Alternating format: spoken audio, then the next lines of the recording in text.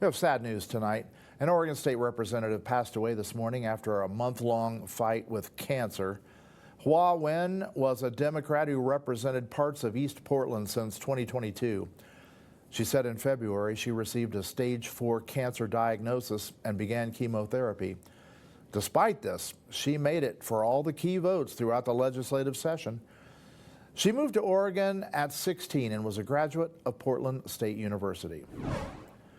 The Oregon Department of Justice decided there won't be any criminal charges in the February shooting of Alan Warner Jr. by Jefferson County deputies.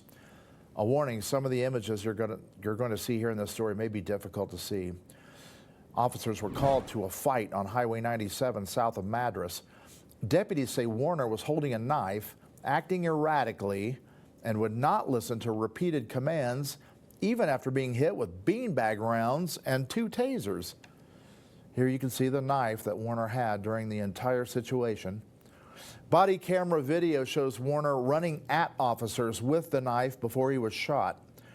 The DOJ says deputies feared for their lives, concluded Warner was an immediate threat, and found the use of force was not a crime. They also noted the heavy impact on Warner's family, the officers, and the community. Now to our Decision 2026 coverage. The Oregon GOP's annual Reagan Dinner is just weeks away.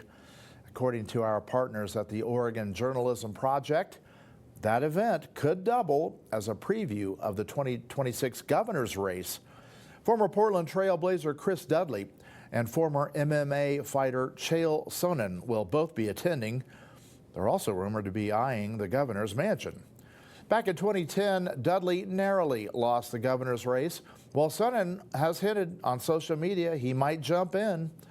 The November dinner's keynote speaker is Oklahoma Senator Mark Wayne Mullen.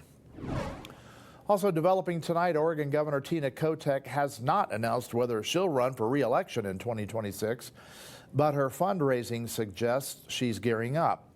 It's holding more than $1.1 million in campaign cash. The Oregon Journalism Project's also reporting her 2022 Republican challenger, Representative Christine Drazen, is keeping her next move quiet.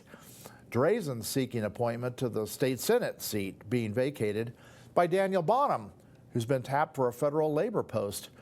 Winning that seat could position Drazen to make another run at the governor's mansion, although for now, she says she's focused on the Senate job.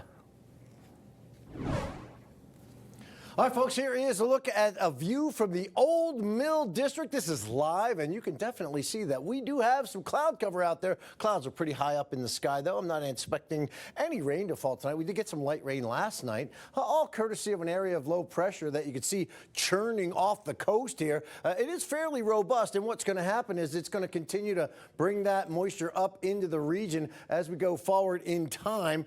Here is what we have going on as far as radar is concerned.